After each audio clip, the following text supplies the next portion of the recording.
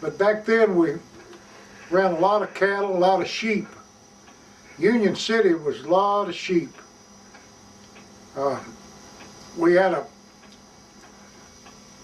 a track where you could pinch cars down, and the freight agent there, he did that himself. He would load those cars and bill them out. And he'd load a car of sheep by himself. Then he'd pull a pin and he'd pinch that car downhill and get it to roll and get up on the brake. And when he got it on down out of the way, he'd set a good brake on it. Then he'd go back and he'd cut off another stock car and he'd get it to rolling. Then he'd jet up on it and he'd use the brake and stop it at the chute and load sheep in it. Sometimes he loaded 3 or 4 cars of sheep there. So let me just get clarification. Like, he wouldn't break off one car at a time, would he? Yeah. Oh, one. Okay. Yeah, He would just let gravity let it roll, and he would keep it going. Yeah, it's downhill. It'd roll. If you get it started, it'd roll real good. Mm-hmm. And then he'd get up on the brake and he'd keep the brake on it and roll, keep it rolling real slow till he had a mark just exactly where he wanted to stop at. And he'd set out on that brake and stop it just right. Yeah. Once in a while, he'd let one get by, and we'd come in there on the local. He'd say, "Benny boy, come over here and push his car back for me. I'll let it get by and spot it for me." But most of the time, he'd spot him himself. Well, after I built up some vacation time, I knew that everybody wanted off on Thanksgiving or Easter or Christmas, and I would purposely set my vacation on Christmas or those dates. And there was a clause in our agreement whereby if you were called in emergency off your vacation and worked, when you come back you would have a choice of going back on your vacation or continuing work And get your vacation pay. Okay.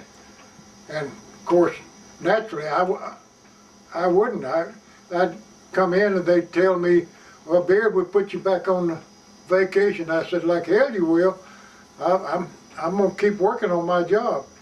And of course, I would make double time, vacation plus working. And the men envied me for doing that. And a lot of men despised me, and they called me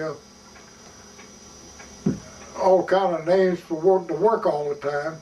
And they were too lazy to work or whatever. So you made them look But they bad. were envious of me because I did work, you know. And it made them look bad for not working.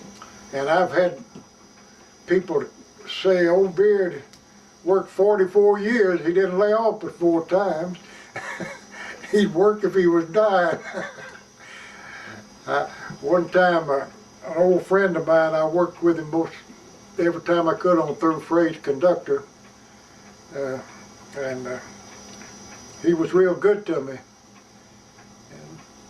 And I called him one time and told him that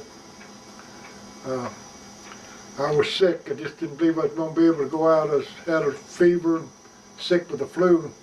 He said, "Come on, boy." I said, "I'll take care of you." And so back then we had our own cabooses, old wooden cabooses. They had cots on them and cooking utensils.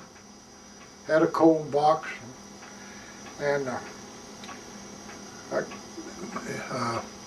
got on there with him and left Island. He put me to bed and put a hot flannel cloth on my chest and some Vicks salve. And I never done a thing to Tams. We had a good trip going, but coming back we had a little bit of trouble. We had a hot box way back in the train. He had to set it out at Dyer. But he told me, he said, "I'll get it." He said, "You just stay here." And I stayed on that, stayed in the bed all that whole trip. He was a fine fellow. I thought the world of him. He was in his 80s, still working. His name was Doc Warren. And they decided they'd get rid of him.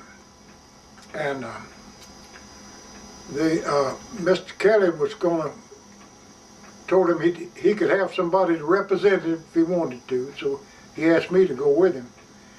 And they put him down there on Chester Street. And they worked the block up on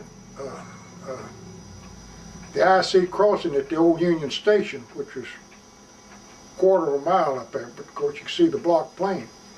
They claimed his eyesight was bad and he couldn't see the block. So I told Doc, I said, I know what they're going to do. I said, we got to get our signals together. I said, if I pull on you once, it's a red block, and if I pull on it twice, it's a yellow block. And I pull on you 3 times, it's a green block. They're going to change the block on him and make him call the block.